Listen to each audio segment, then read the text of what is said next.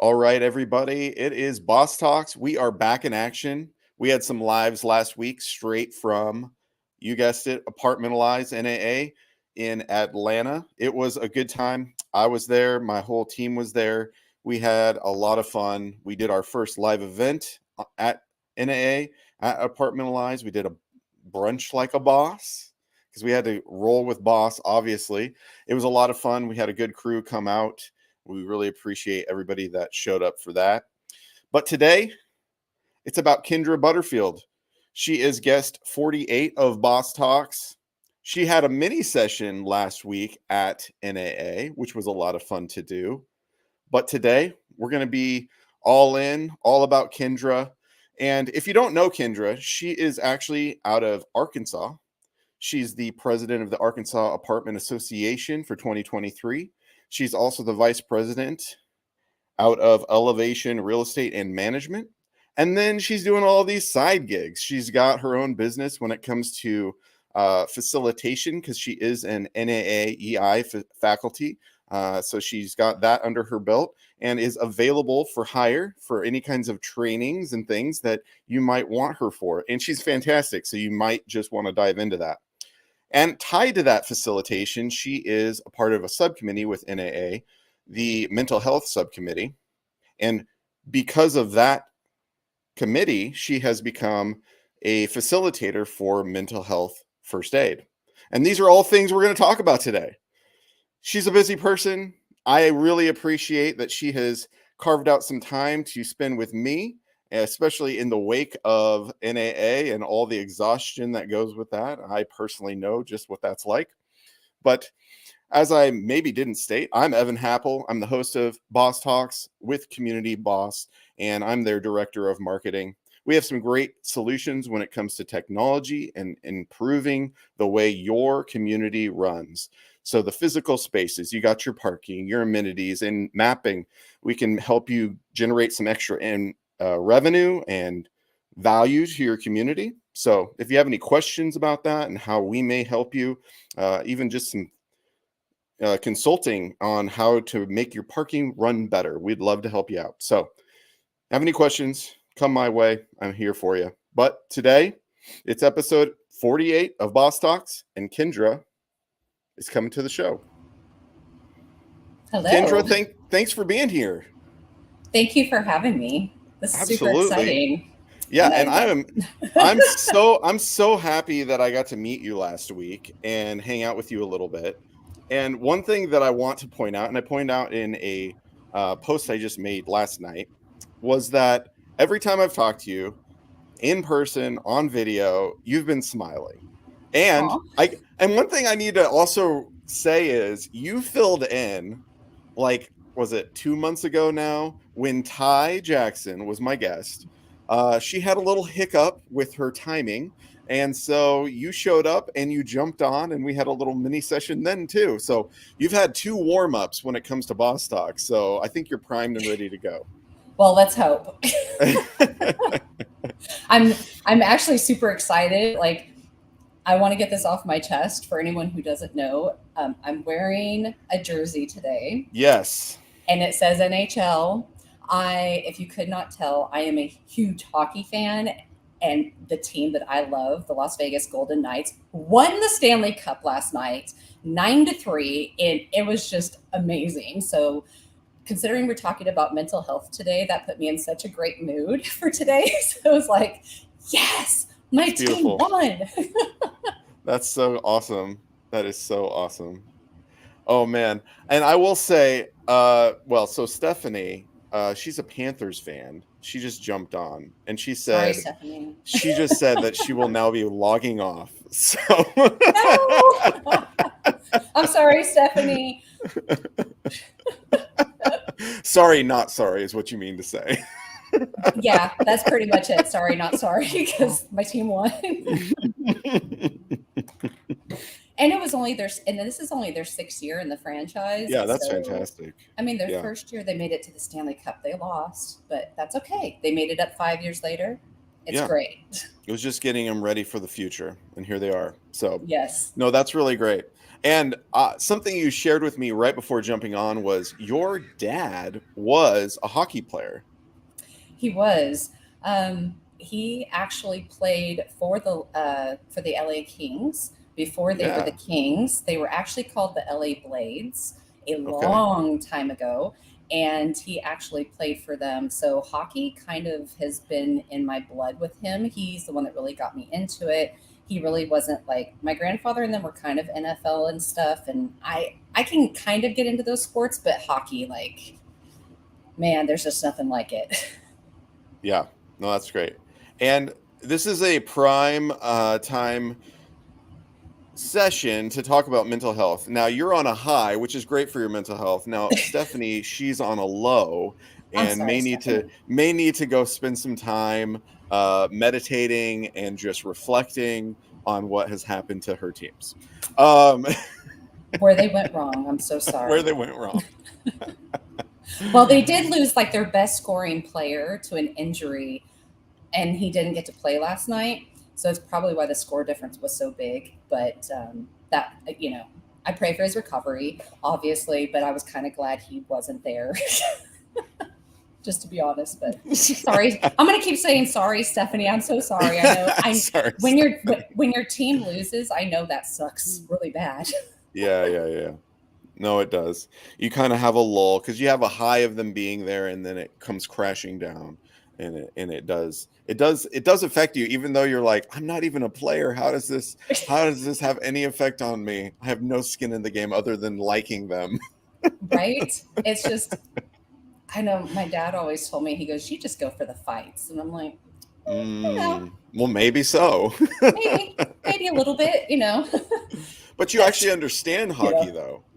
yes, I actually know like all the rules and other sports. I've played sports my whole life up until I became like an older adult. And so I know some rules to a lot of sports, but when it comes to hockey, like I know every rule. So Mm. that's a big Well, that's difference. good. You could explain it to me because I am lost when I watch hockey. That is Really? 100% true. Every time I go watch it with my friend, he has season tickets to a local, like I guess it's a amateur, some semi-pro team here locally, and he takes me all the time, and it's enjoyable. But I'm always like, what just happened? I know I take other people with me and they'll be like, what's happening? Why is the ref's arm look like this? Like why did they get a penalty? Yeah. Yeah, that's funny. Well, you know, sports are a great way to build community, and that is my first question. You love a team, the fan base kind of as a great way to rally together and get to know people. So, besides hockey, what are some ways that you like to build community when it comes to your professional and or personal life? The way I like to build community is really, especially when it comes to mental health. So you really have to kind of look into it and see obviously what your boundaries are because you don't want to build a community around you that isn't supportive. So Mm, obviously you want that support. Sorry if you all hear my dogs barking. They are no, locked it's in all the right. room, but they're a little mad. Um, and the best way I could describe it, actually, something happened last night in the hockey game. And it was they that they pulled their goalie. The Panthers pulled their goalie. And so it was an open net because that allows them a sixth man out on the Right. ice. I understand that. And And the captain, Mark Stone, was actually up for a hat trick. He had, which a hat trick is 3 goals in the same game by the same person. So he was up for a hat trick. Well, the net was open and his team kept giving him the puck because they Mm, wanted him to succeed at that hat trick. Because once he made the hat trick and he scored on his third attempt, it was 101 years history in the making before somebody had scored another hat trick in the Stanley Cup playoffs in the oh final. wow. So to have that and to see his team continuously giving him the puck, you could see they wanted him to succeed so bad Like they Mm, wanted to make sure that they had that. And so that's the best way I can explain by having seen that. Like that's how I like to build community. I want those people like building that community around each other who are supporting, uplifting, whatever it is, they want to see you succeed. This doesn't have to be a terrible industry where we're all, competitors. Yes, we're all competitors, but at the same time, we can build community even if we don't work for the same company. right. And so really like it was perfect to watch that game. And then you asked that question. It was like, that's the perfect example I can give of how like I like to build community. Right. Yeah, really. Yeah, I love that, and I think NAA is a great example of us as as a industry coming together and having fun together, learning together, networking, and just as a community, really uplifting one another. Hopefully, Yes. Yes, that's the goal. That's why we yes, all come together. yes. Well, thanks for sharing that. And that's a great example. That's a great like analogy of kind of uplifting others and like helping others succeed. And I Yes. hope if he would have got that hat trick, he would have got a lot of money too. But um I mean, he got a lot of hats that they throw out on the ice. It's a okay. thing, Okay. when you Sure, hit a sure. hat trick. But yeah. Yeah. Yeah. That's great. All right. So tied to building community, I like to ask if you were to have somebody over for dinner, how would you build hospitality through a favorite dish? What would you share with them? Actually, when I do host things at my house, I know this is really strange, but the community that comes to my house comes for my deviled eggs and my potato salad. Okay. I love some um, deviled eggs. and chili. Occasionally, I get down on that chili, depending on the weather. But yeah, the deviled eggs and the potato salad are the two. And really, when we have that, it's like everyone comes over. In fact, I'm gonna try not to cry because I'm on a high, so I may not cry. But today is my daughter's 18th birthday. She's the youngest. Oh, She's happy the youngest of birthday. three, and I'm Yeah. like, I'm dying and a little inside because she's the youngest. But at the same time, that was the one thing she asked for too. She was like, potato salad and a lot of it, please. That's funny. Yes. Oh, Don't mind me. I'm just trying to get in focus. okay. I was like, nice ring. Yeah, if I do that, it's just because my picture is out of focus and I want everybody to see the clarity of my face. Yes. Yeah. Well, thanks for sharing that and happy birthday to your daughter. Thank you. I will let her know. She's hiding in her room right now. Oh, okay. She doesn't want to be on camera. No, I told her, I was like, I'm going to grab you. She's like, no. No, no. Hey, she may need, I mean, she's grown up in this industry through you, so she's probably Yes. well aware of this whole thing. So Yes. it's probably destined, or she's going Um, to run in the other direction, one of the two. so for a lot of years, here's the funny story. My kids, other than my oldest, who's now 26, and I know I don't look that old, right? No, I'm just kidding. But he's 26, and then my middle child is about to be 21 in 2 weeks, and everybody said, "I will never come to work for you." I was like, oh, okay, because they thought I was such a hard boss. Well, let's see. My husband now has worked for me for 15 years. He's a property manager at our company. My middle child is now an assistant manager at another community. And the one who's turning 18 today actually started working as a porter last year for us during the summer. And our maintenance techs started training her on maintenance. She actually replaced my garbage disposal. I mean, and her dad, my husband, who's a property manager, started out in this industry like 30 years ago when he was 15. And he's started out as maintenance. So he has this like awesome, like he's like one in a million. He can do maintenance and property management. Nice. So he's always been a great guide for the kids as far as like when it comes to technical stuff. So they all ended up working for me at some point. So I guess I ended up being okay. I don't know. My interactions with you have all been pretty good, but I mean, Thank always you. there's at some point, you got to put the boss hat on in the more serious mode, I guess, and make decisions and all that. That happens, obviously, but I Yeah. think in general, you seem like a pretty pretty awesome person. So Thank you. I like to think so. I try. I do try. all right, and then the final question. Some would Yes. say the most important, sometimes controversial, probably not. But what is your favorite go-to coffee drink? I know you're drinking something. Is that the one? So this is a local company. I will show their logo because they're local. Okay. It's called Seven Brew.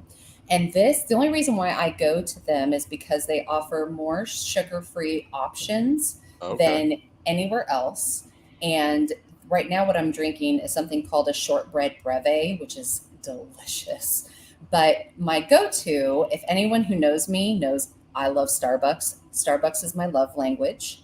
Uh, and my go to is going to always be it's like a venti iced blonde sugar-free vanilla latte with whole milk, and it's got to be like 9 pumps of sugar-free vanilla to sweeten it up. So that's Okay. my go-to, but I go to other places just but yeah, Starbucks. Did you just say 9 pumps? Yes, because sugar okay, don't judge me. The sugar-free syrups are terrible, and they don't like really sweeten anything. So I always ask for a little bit more just to kind of sweeten it up. And then I'll ask for like a heavier milk to give me a little bit more of that like sweetness too. Okay. And it has to But be iced. I can't drink hot. Hot but makes you me must be getting like the biggest drink as well. I'm assuming yes. like a Oh venti, yeah. right? Mm-hmm. Oh yeah. Okay. Yeah. Okay. Yeah. Like this one's like huge today too, but Yeah. it's kind of like dessert in a cup. Spread it out. Spread it out. Spread out that sweetness. In order to get the sweetness, we have to do 9 pumps of sugar free though. Yes. Yes. That's awesome. Well, thanks for sharing. Um, if you don't know, you know now. You're going to get some of our, um, by some people, highly sought after and delicious Boss Blend coffee. So you can brew your own little Boss Blend. You're going to get them. You're going to get your own cup, and you're probably going to get another Boss chain too, which you probably already have from last week. But you can pass it off. Maybe your daughter wants one for her birthday. There we go. Or I'll put it around my dog. I can't Oh, remember who I saw. That was so cute and adorable. Like that yeah. made my What kind? heart So, what like kind of dog do you have? I actually have two miniature schnauzers. Okay. All right. Yeah. So you've broken free from the Frenchie chain because that's all I've Yes. seen. The boss past guests have been putting the boss necklace on their Frenchie, which is adorable, I must say. Yes. I Yes. do enjoy it. It is a good picture, but at the same time, I'm like, is that the go-to dog for this industry? They're so cute. They are cute. They're little ears that stick straight up, Yes. the whole thing. Yep. Yes. They are cute for sure. I guess we'll let that slide since they're cute. They are cute. My Yeah. husband's always wanted a Frenchie, but I think I have allergies. And so Mm, I had to research really heavily, like which ones, because some dogs have fur, some dogs have hair. So if the dog has hair, then people with allergies are less likely. That's why they call them hypoallergenic. They're not right. completely hypoallergenic, but you're less likely to have an issue from it. So, Right. Yeah. Yeah. and Well, schnauzers have beards. If you all don't know that, schnauzers are the cute that's ones with the beards and that like is the adorable as goatees. well. That Like is adorable as well. That is my true. dogs are my babies, so Yeah. And then before we go any further, I already shared with yes. you, but my son, he has been waiting for weeks and weeks for me to share something with you all. He decided to make, he is 7 years old. He decided to make a family of Lego minifigures, and he's been dying for me to share with the world uh, the minifigure that represents me. And here he is. Oh, can't see him. Well, Bring it back a anyways, little bit. Oh, he's got a little bit of spiked hair, which I did have last week. When I get a haircut, that's usually what happens. He's wearing a rock star, like literally it says tour on the back, uh, a, a leather jacket, And so apparently, as Kendra told me, that is how he sees me. He sees me as a rock star. So I'll take it. I don't know that I see myself as a rock star. So if he sees me as a rock star, it is fantastic. Yes, hey, your dad, you were the idol, and that's what children do. That's how he sees you. I'm gonna stand by that. You were the rock star. All right. Yep. We'll roll with that.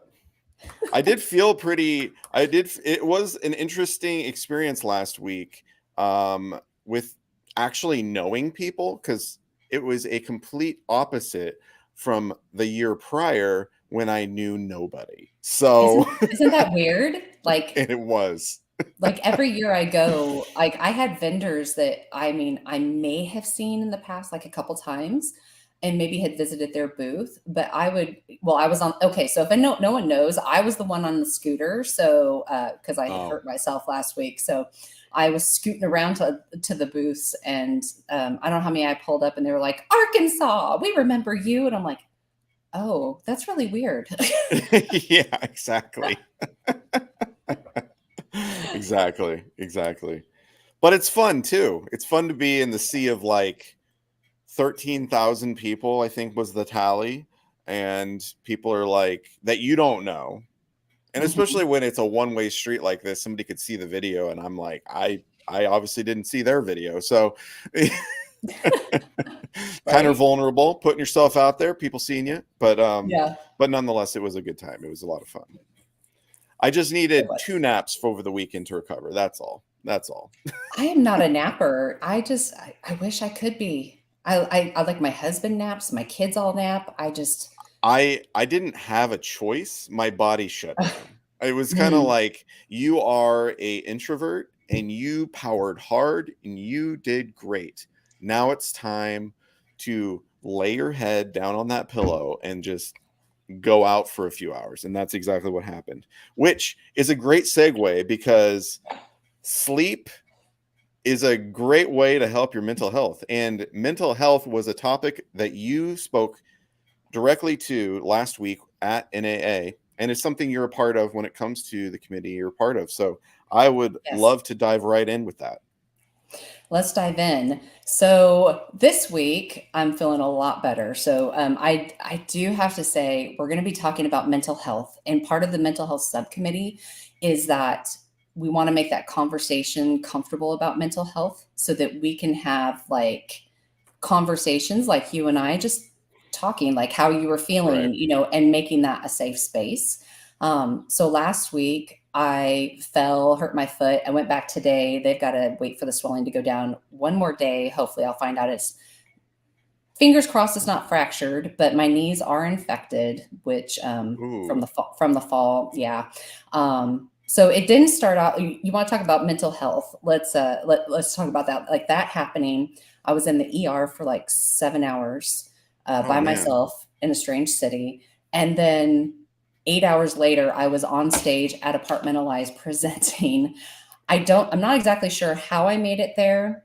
I remember getting up on stage and then the pain kind of took over and my body went into like automatic mode. Like, this is what you did and we're going to talk. So for somebody who suffers from anxiety,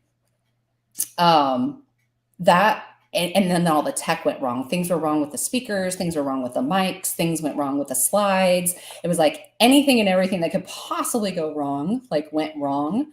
But at the same time, you know what? I realized even though I don't feel like my part of the session was the best part of the session, I had people still coming up to me afterwards, thanking me for sharing, because I did share my story of like getting into mental health first aid, why I'm so passionate about it. Well, I just said I suffered from anxiety. I suffer from depression. I am diagnosed as type 1 bipolar, which also can cause manic depressive episodes. So painkillers can actually trigger a manic depressive episode for me. So here they were pumping me full of painkillers in the ER. And then I got a couple hours of sleep, and then they were wanting me to take more painkillers. And I was like, oh no, because otherwise it would have been worse. But the session overall. The reason why I say that is because if I could still get up and do that, like anyone out there, that's why I say when we talk about introverts, I'm an extreme introvert with really bad social anxiety, and it was still so rewarding. And I'm going to give myself some grace because of what happened. And that's one thing I had to think about, because that's another thing with mental health. You have to be willing to give yourself some grace, because if you can't, it's kind of like that forgiving yourself, things are going to happen. Everything's not going to always be perfect. Even though I'm a perfectionist, I've had to start getting over that too. And it was okay. But I was still able to get out the resources like the mental health first aid program. NAA has 12, sorry, we have one less now, 12 mental health first aid instructors. And that's a resource that's available on NAA's website. You can go find any of the instructors there for mental health first aid. The rest of the session went really well. Jen Picotti from Swift Bunny was one of my co-presenters. And then we also had I think she's the vice president now or president, but her name's Tremaine Elamine, and she is part of the National Council for Mental Wellbeing, which is the agency that does the mental health first aid program.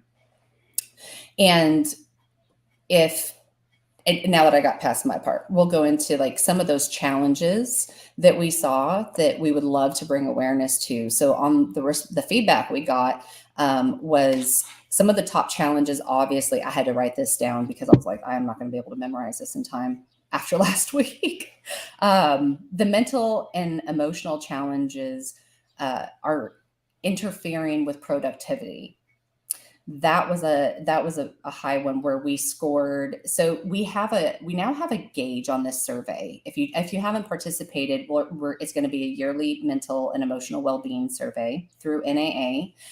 And with over 2,500 respondents, the majority of people were saying that it was interfering with their productivity at work. If you're a leader or you own a company or you're in charge of the financials of a company, that right there is going to affect your bottom line. So that's something we probably need to be more aware of.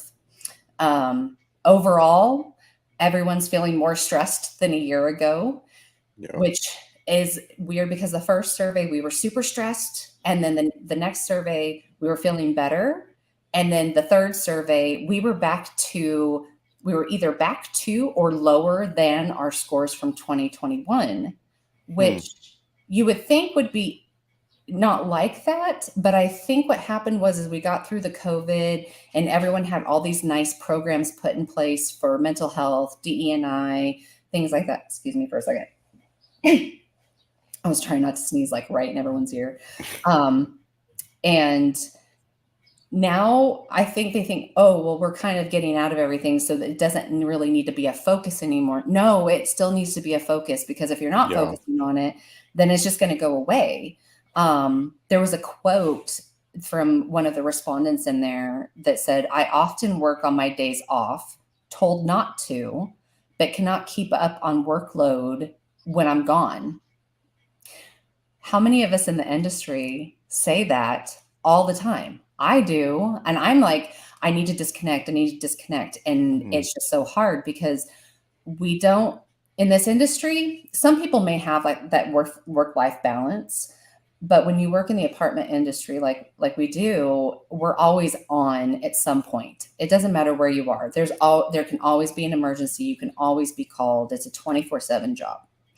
So, and I'm just going to give a little secret. I am not like that person you interview where I'm going to drop those gems and nuggets, like maybe Ty Jackson or Ishia Shepherd or Dana Duckworth or any of those like really cool, like Dr. Debbie Phillips or anybody like that. But what I can give you is like this type of information, because I'm just so passionate about it. So I came up with why are we calling it work-life balance when we never fully completely shut off? And some people may have found their boundaries to be able to do that. And I applaud you, because I'm still working on it myself. I am still a work in progress. I have not figured all this out, but I'm working on it. And so I came up with how about we change that work-life balance to harmonizing our life and work and finding a way, find your boundaries, set your expectations to to create that balance to where you're not really picking one or the other or making it like a weighted thing.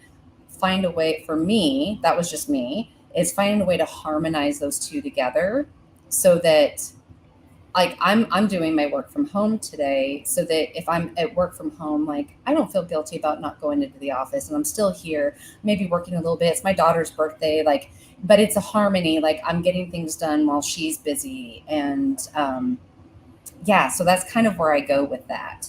Mm. And then following that up with another challenge was stress about workload.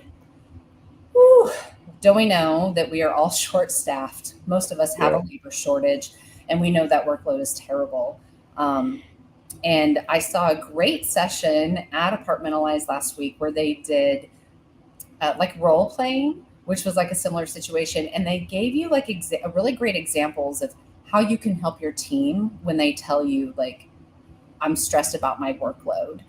It's about working together, going back to that the team, right? And Mm. wanting to succeed is finding those right people, the leaders in the company where you step in and you're like, okay, I'm going to be done with this by then. Is there something I can help you with if you have the time? Like, I know we're all busy, but there's things like on my calendar that may not be as important as what that somebody in my team is working on. So why wouldn't we help them so that they can succeed? So that came off the stress from the workload. And then another one was not feeling emotionally well at all Mm. and having to take the PTO time or not having PTO time or being asked, why do you need the PTO time? And going back to that same session from Apartmentalize, why is there a because behind asking Yeah. for PTO time? Like I learned that last week. I was like, yeah, like why are we saying because? Like I don't ask my team why they're taking their time off. I don't care. We give you your time. You don't have to give me a reason. If you want to tell me you're going on some great vacation, share it with me. But I'm not going to ask you why. Um, and then another takeaway from our session was the not just overall not feeling emotionally well and how they're not unsure if their company offers resources to them. Uh, a lot of companies have EAPs, which are employee assistance programs, in Hmm. place. And a lot of companies don't know how to share that information or don't know that it's available to them. The only reason why, like, and I'm so not only am I the VP, but I'm the HR administrator, benefits coordinator. Like, I help with all that. And I didn't even realize until this last year when I got into the mental health subcommittee and really started digging deep into what we offered that I found the EAP program. And I was like, we have one. And then I Mm. found out if you're a company that has any kind of health insurance, usually there's already an EAP attached to that program. Yeah. So, if you have that or you don't know if you have it, please research it and give it to your teams. They will appreciate that, just knowing that that's available. So what we're going to do is we're on Google. I know I'm going to talk your ear off. We're on G Suite, and we on those now you can do like these really cool like I think they're like work boards or something like that. So I have one that is our like current positions available. And what I'm going to do is I'm going to create another one that's like, here are all your EAP resources. So that way, all they Mm. have to do is go to their Gmail and it's on that work group, and they can just pull it up. But just doing little things like that, passing out brochures. I mean, I think the health insurance companies will actually give you some collateral. Yeah. There's a button for me to request it. So yeah, that came down to all my session. There we go. Yeah. No, I think you're right. Like, I think the first and last time it feels like your benefits are talked about is when you get hired. And so whether that's your insurance or the employee assistance program, if there is Hmm. one in place. And then when it comes to your insurance, it's always confusing what's covered. Is counseling covered? How Right. many counseling sessions are covered? And again, it was probably something shared when you got hired, but then moving forward, it's always confusion a lot of times for people as to what is covered. And then even when you have you might have an HSA account and you have that extra money. Well, what can you spend that on? And I Right. think, and honestly, it's confusing for that because I think individual counseling is covered, or like you can pay with that, but a lot of times couples counseling is not, because couples counseling is not considered mental health. That's a relationship. So it's all just so convoluted and like I mean, if it has to do with your anything in your brain or any type of relationship, like that's still your mental health. Like that's still right. health. Right. But the Like, government says otherwise. So right? Mm. We won't get started there. yeah, exactly. Right. Exactly. Yeah, I can't spend my money on something that would help my well-being, but whatever. Right, right. And you know, a lot of insurances, all of those, um, you know, there's lots of apps for counseling for people who may not want Mhm. to like go in person. Sure. And Yeah. they don't, and well, at least our insurance, like I checked into it very deep and very rarely do insurance. Like you can put your insurance card into those counseling programs, but Mhm. usually they're considered out of network. Right. Um, so then you're And they paying, may pay it.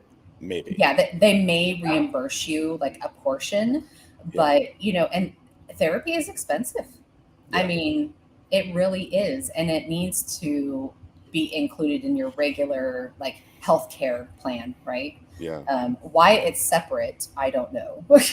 One thing that a part of the process of finding a therapist, because I've gone to counselors and such, and it's tough because you first of all have to find somebody you click with, and then you're wasting money on that process and even your sessions. So you may not like the first one you talk to. So it's like, all right, well now I have 7 left, and and you hope the next one is a good one. So, yeah, it's kind of, I don't know, it feels like there could be a better way to, like, court your mental health professional to see if they're a good fit. So there are a couple of companies. I forgot to write them down. I should have been more prepared.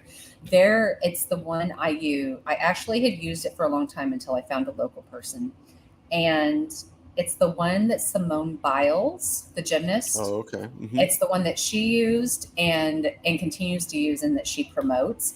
And they were so good. They took like they had like this huge questionnaire, and then when the questionnaire was over, they actually matched you to people like counselors who could actually like relate, like that's what they did. So if you needed Mm, something very specific for marriage counseling or for whatever it might be, like they, or maybe it was LGBTQ, or maybe it, you know, all those different diversity kind of things that play into like culture and mental health and everything. They match you to the right person, mm. and if you don't match, if you don't mesh well, you can request another one, and they actually like waive that first one. So Oh, okay. it was really great, and I ended up finding, so funny, I matched with somebody who was here locally, so I was able to switch Oh, from an app on a counselor to somebody local. well, that's good. Cool. Yeah, so when you after this, if you could share that in the thread, the comments, Yeah. that particular resource, I think that would be super helpful. Um, for whoever, for myself maybe, I don't know. Like, I think one thing we need to do too is just help people not feel like there's something wrong with you in seeking help, because not seeking help is where you get in trouble, is where you get to a dark place, get to a place where you start spiraling, or you have a break, a mental break. You have you burn out in your job or whatever it is. And like when you're dealing with people that are difficult, or when you're dealing with people's hard stuff on a daily basis, which is, I mean, property management property managers, if people are new to property management, they've probably quickly understood that you almost become de facto counselor to your residents also. Yeah. Well, they know they will. I remember being on site and they would come in and sit and talk your ear off, and you're like, what am I supposed to do? Hmm. Yeah, you're definitely a captive audience. Yes. Yeah. We're counselors, we're babysitters, we, uh, Right. we break up fights. Yeah.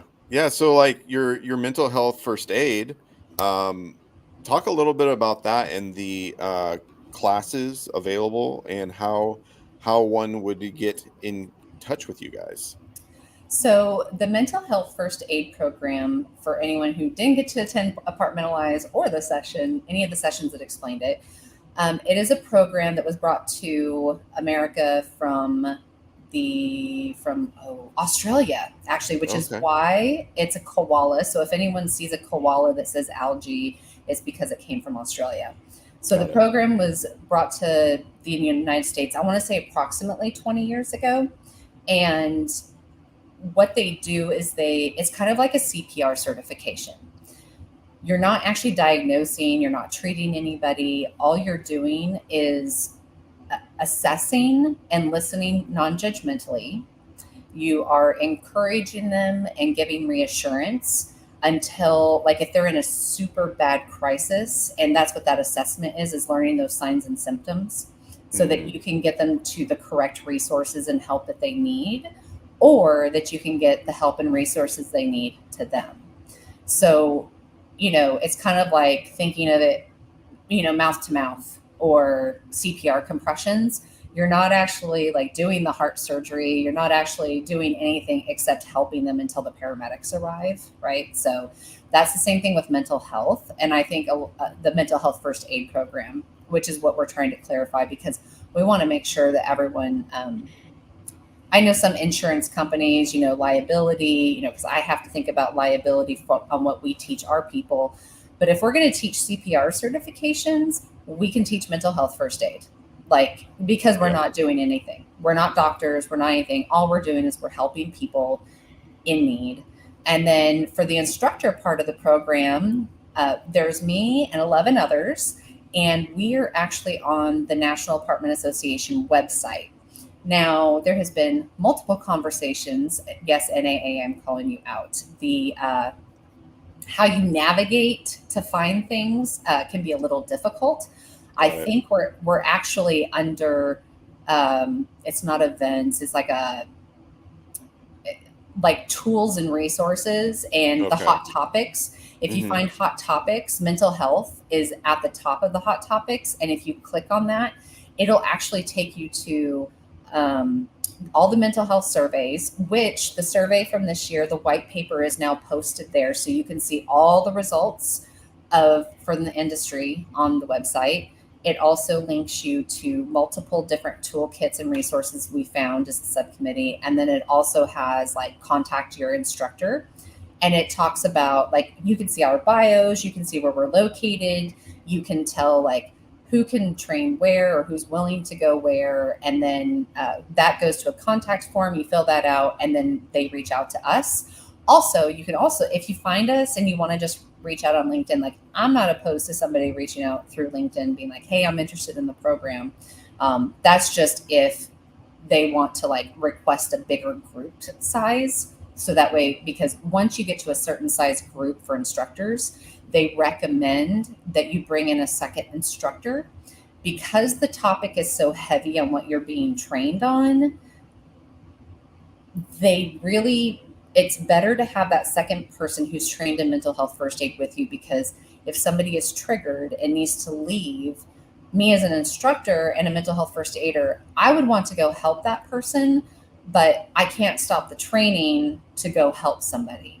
Yes. So it's better to do that pairing off, so that way you can share the responsibilities. You're not too overwhelmed yourself. You're going back and forth, and you have somebody there to assist you if somebody is struggling. Absolutely. And thank you, Charlotte, for sharing the link that is hidden on NAA's website. Thank you. Check that out. So naahq.org/mental dash health dash resources will get you there. And It's long. That's a that's a lot of dashes too. I A wouldn't lot have. of dashes. I just typed in mental health and it didn't come up, and I was like, huh, wonder why. That's why. Yeah. Yeah. Yeah. Thank you, Maybe we Charlotte. yeah, we need to get that narrowed down. Oh, and she shared another thing, so we'll share that too. To get instructor information about people like Kendra and the other, you say 11 total or 12 total? There's 12 of us total right now. Okay. 12 total instructors, and I'm sure they're scattered across the country. So hopefully there's somebody that's semi close to you, and maybe your local affiliate will be offering some kind of class or resources locally as well, which would be great. I'm sure it's in the works. I'm sure everybody Yes. is well aware that this is a need and something to be offered. So, Yes, and actually, Apartmentalize was our official, like, approved rollout. So it was really exciting to be one of the first out of all of the sessions that our subcommittee proposed. Out of mine was the first one in the week, and so for me to be able to pop up the pictures of the mental health first aid instructors and like officially roll out that program to people was very exciting. It yeah, was because it's needed. yeah, absolutely. Well, thank you for sharing all that. And I'm sure as time goes on, more and more people will become instructors in this, and it will just hopefully begin to build, and more resources locally will become available. Yes, because I do want to share. I know we're starting to get short on time, but I do want to share. We don't have anything in writing yet, but this program in Australia, the reason why it also hits home is Australia's suicide rate. They're the highest. The apartment industry over in Australia actually has the. I was trying to find the best way to say this. Has the highest suicide rate. Wow. And I, over the course of Apartmentalize through conversations, found out of five that we lost in our industry over the course of the last 2 months, two to Oh, 3 months. geez. And Wow. it's an epidemic in Australia. And I think maybe we didn't have that data. We weren't really paying attention in this industry yet. But our goal based on that was that we don't want it to be an epidemic like in the Right. United States. Like, let's get to this before things start happening like everywhere, because it's such a stressful industry when you're dealing with people where they live, and especially during COVID when everyone was home and everyone had time to like, this is wrong, this is wrong. you Right. know, everyone was struggling. Yeah.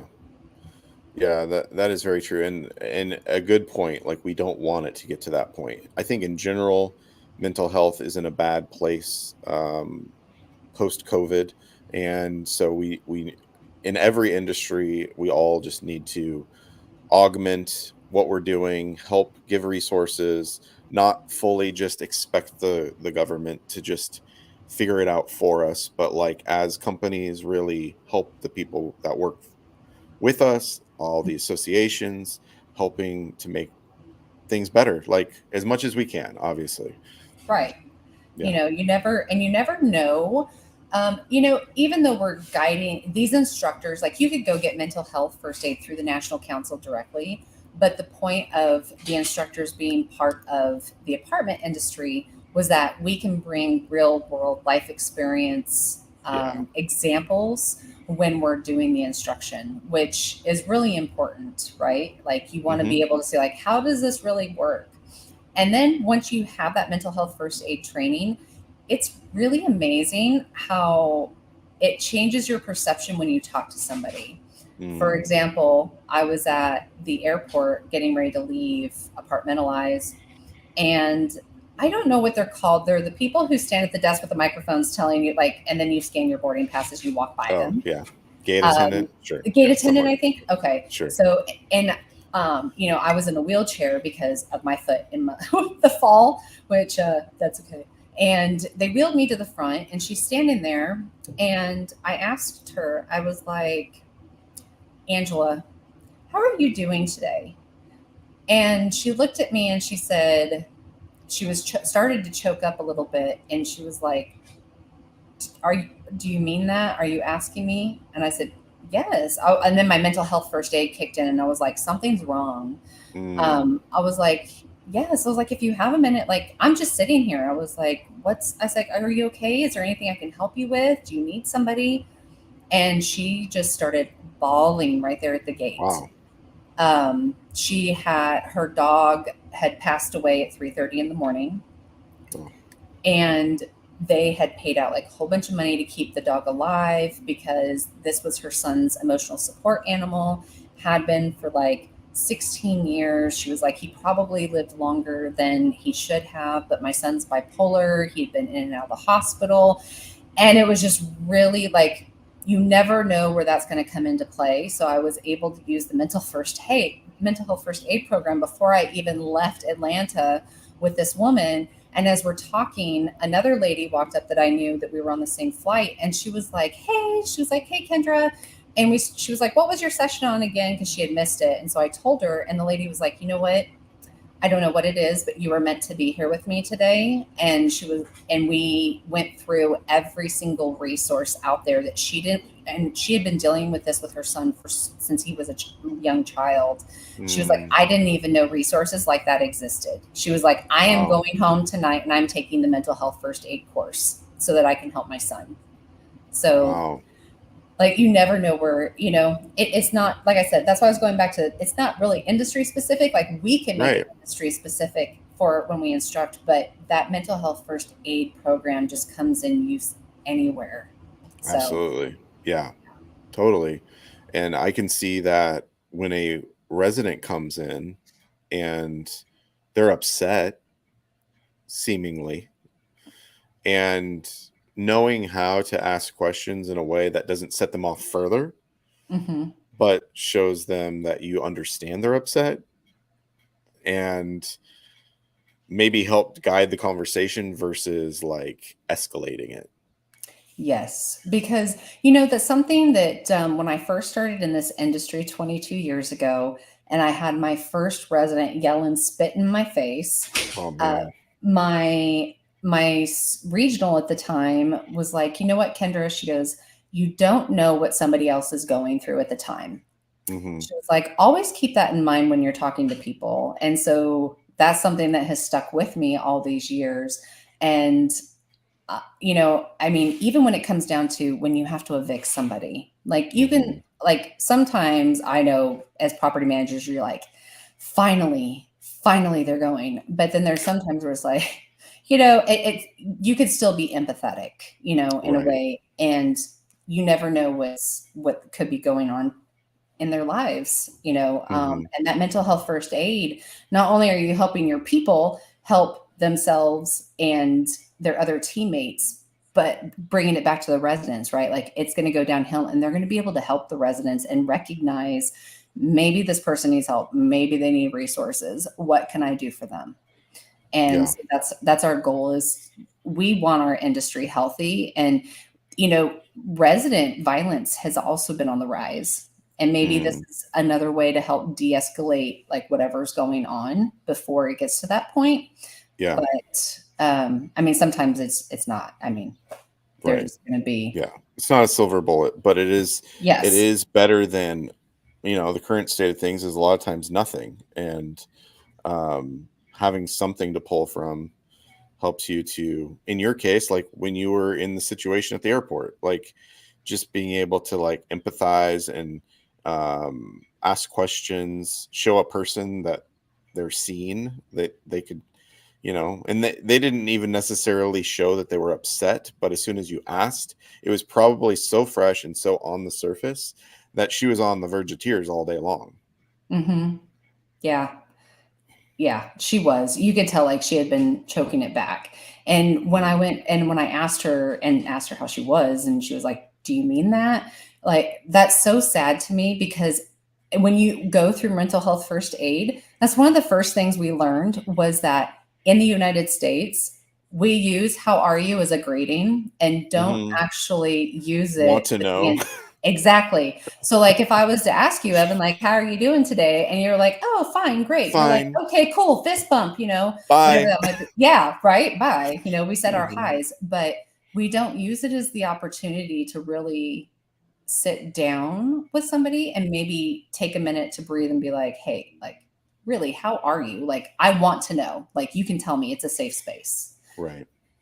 Right. Well, I'm glad you were there for her in that moment. Sounds like she really needed it. So that was great that Yes. you were able to provide resources, and sounds like she's been dealing with this kind of stuff for a long time and had no like North Star, didn't know what to do. So Yes. Yeah. It's always yeah. rewarding to help somebody. Like, that's probably the fourth or fifth time I've actually had to use the mental health first aid since I've been trained. And that was probably one of the more emotional ones, I think, for me. But that's probably because I've also lost a dog. So, Yeah. when the dog passes away, that's like, oh, he's my heart. But Does it feel at this point almost not automatic, but like when you have these conversations, does it feel like it comes to you to ask these certain questions because it's now a tool in your brain, like you're ready to go with it? yes. So actually, I have taken the mental health first aid program just on my own in the last year. I did it 3 times. So not only am I instructor, but I've been through the program 3 times already because I wanted to make sure that not only was I instructing, but I was, I could use it myself, Yeah. especially as somebody who already suffers from mental health challenges themselves. I have to create boundaries and barriers and like for myself to keep myself safe. Mm, So otherwise, I might not react the correct way. right. But like in that moment, it was almost automatic. Like I recognized the situation and my brain just went into automatic mode of like, okay, this is what you need to do. Listen, shut up. Don't listen with the intent to respond because if you're Mm, doing that, you're not actually listening, right? right. Right. Um, and yeah, really what it comes down to is letting the person talk. Let them talk. Let them get it out. Like sometimes that's all they need. They may not even suffer from a mental health challenge. Like I don't like she didn't have any mental health challenges that she suffered from. She just happened to be going through something that was Oh, right. mentally exhausting and things. So anybody can, that's why we talk about mental health being just health because it can happen to anybody at any time. Right. Absolutely. Because things happen. This is life. We lose people. We go through health challenges that then affect our mental health. Mhm. And there's just so many things, our work, stress, lack of sleep, not a good Mhm. diet. Like, when we're in a bad state up here, it doesn't necessarily always mean that it's like a external force. It's like maybe you just need to make better decisions, like in your own life to make things better. Like if you have a clearer mind because you're rested, Yes. you're eating the right food, you're fueling yourself, you drink water. Oh my gosh, water is Yes. like water is like one of those miracle things, I think. Like if you don't drink water, so many things go wrong. Yes. Like water is so important. Like Yeah. the dehydration is real, especially when you're at apartmentalized. Right. Your brain stops working when you're dehydrated. It's Yeah. very true. And it's not like they sell water bottles like that. Uh-huh. I go fully prepared. This was my ninth apartmentalized. So I went prepared and I brought my water bottle, but and they do give water bottles away. There's so much swag. You can get a water bottle, or you Right. get those little cups of water in between sessions. But finding those hydration stations were pretty difficult too. Right. Yeah. Yeah. But yeah, there's so much to it. So like we sometimes we forget like about the different things. And then there is like legit need medication, need help, and that's okay. You should seek that because Yep. we can't always just fix it ourselves. There is absolutely nothing wrong with seeking help. There isn't. Right. If you Okay, for example, my foot may possibly be broken and my knees were all jacked up and everything, and I literally was sitting at the stadium waiting for the paramedics and stuff, and I looked at my coworker and they were like, because they kept asking me, "Do you want to go to the emergency room?" And I think I was embarrassed, and it was like a pride thing. And I just looked at her like, I really don't know what to do. I'm here by myself. My husband's back in Arkansas. Like, I'm in so much pain. I'm almost delusional. And she's like, no, I think you should go. And so when you think about that, like, people are encouraging you to go get help for like my foot and my knees and, everything Yeah. that I hurt. Why wouldn't we encourage someone to go get help for mental health? It's the same thing. You're Yeah. just going to a different kind of doctor. So we should be encouraging that kind of, and talking about it, right? Like, making Mhm. the conversation comfortable, destigmatizing mental health, and giving people safe spaces to talk about it. Yeah. Yeah. Yeah, that Exactly. is yeah. That's definitely something we all need to work on and figure out, because I think to a degree we kind of think that that's an area that you just leave alone, that you could quote unquote get in trouble if you got too far into the personal realm of things. Hmm. And so I guess understanding that better, because I think a lot of people are just afraid to do that. I Right? think They're afraid of losing their job, of yeah, looking yeah, incompetent. I yeah, mean, heck, I'm the vice president of a company. I do all kinds of things outside. It's not like it affects me so bad that I can't do what I love to do. You just have to be willing to talk about it and give, like I said, give people the safe space to talk about it. Like, why, again, my foot, my knees, like, we're going to be like, oh, you okay? Did you go to the doctor? But we should be yeah. doing that for mental health too. And I just want to give a shout out to the mental health first aiders that NAA sponsored last year, not the instructors, but the actual mental health first aiders, because we know for a fact for at least 2 people in our industry that have been saved from suicide Oh wow. just by these mental health first aiders. So I just want to give them a huge shout out, because that's amazing. And that's not even like, that's just them telling us. That's not like we haven't got any other documentation, like other people sharing their stories. That just happened to be the 2 that shared. But just think, if we didn't have the mental health first aiders, that we would have 2 less people in our industry right now. Yeah. Yeah, well, that's fantastic that they were able to step in and be an assistance. And I'm sure that there's other stories like that we just don't know about. So it's Right. very much just getting started, but great that it is. And much needed, probably long overdue, but at least it's here now. Yes. Yep. And we're just in our first year, so we're just starting. Yep. Well, that's great. And then to kind of wrap it up, there was one last topic, and we don't need to go really far into it. I think it honestly, to some degree, is pretty obvious. But when it comes to networking, when it comes to this industry and how small it is, don't burn your bridges. Like, do your best. I mean, what do you want to say to that? Um, After being in this business for so long, I'm not going to say that I hadn't burned my bridges when I was younger. Uh, but I learned that this community, I'm going to call us a community, because NAA in our industry, like, we are a community. We're small.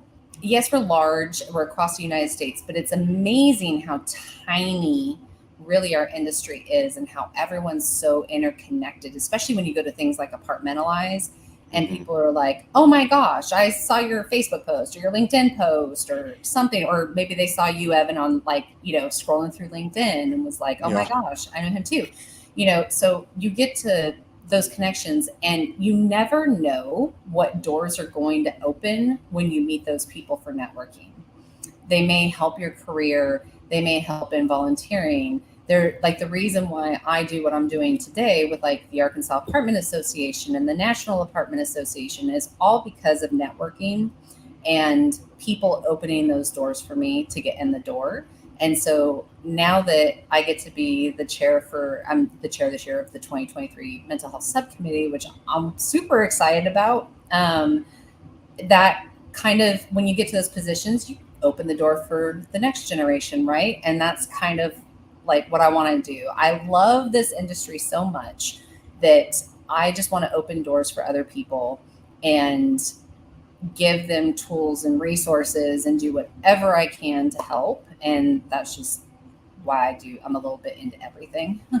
And why now you don't burn bridges. And again, because this industry is so small, let's go back to like how I've had people burn bridges with me, and then they come back around and we've now taken over the properties, or they burned a bridge with us and they went to work somewhere else, and now we're taking over that property. And it's like, do I want to hire you? Because, Yeah.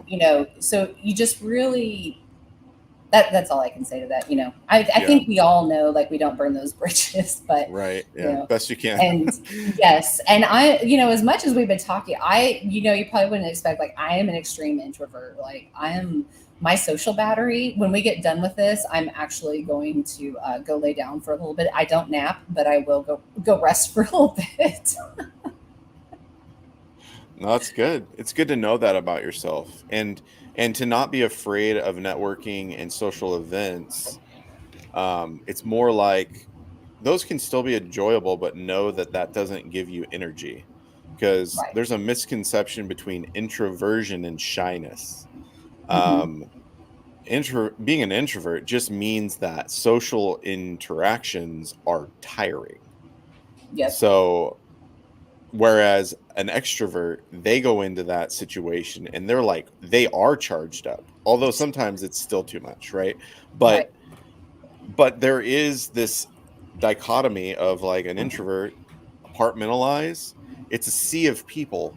And if you're me in the past, and I think it's gotten better now that I kind of know some people and it's like less stressful, but the idea of anybody could come at you at any time and you're not prepared is also an added layer of stress, because you're like constantly on guard almost. Like Yeah. Yes. Oh yeah. When I go to things like that, like every night, it's a recharge. Like, I have to be in bed by a certain time, because like all those late night parties that happen, that's not me. I can't do that, especially if I've been in apartmentalized all day. I can't go and continue that socialness afterwards. right, But again, that's going back to recognizing what you can and can't handle in your boundaries. And just knowing, like, if you start to feel like your social battery is a little low, then just remove yourself from the situation for a little bit and go right. recharge. Right. Yep. Yep. And it is part of this whole process of mental health, just knowing yourself, being aware of what you need, and taking care of yourself. Get that nap in, like I did over the weekend Yes. twice. Especially if you're a napper, get that nap in. Me, I just go to Uh, coffee. So yeah, yeah. Just see, that's the thing. I was drinking coffee and napping, and I feel like my body almost was like even more like, "What are you doing? it's like you're You're trying trying to to go to keep sleep. you're trying to keep me awake, but you're tired. What's this? Knock it off." Yeah, Right. until it just shut down. Mm-hmm. Well, Kendra, thank you so much for being on. Thanks for everybody that joined us from all over the country. We had a little bit of quorum down in Miami, some people up in Michigan, and then otherwise, actually, some more Florida people too. So thanks for everybody that jumped on with us live, asked questions, and contributed. We really appreciate it. Just like Kendra jumped on and was Boss Talks guest number 48. You too could be a guest. Just reach out to me. It was really fun. I think I'm booked through the end of the year now, because NAA, everybody jumped on the bandwagon. So it's really fun to see that, and I'm excited to present some more bosses the coming months and weeks. And tune in next week, Wednesday, 12 p.m. Pacific Standard Time, 3 p.m. Eastern. And if you can't catch it live, catch the recording afterwards. It's immediate. So till next time, it's been great. Thanks again, Kendra. We'll see Thank everybody you. later.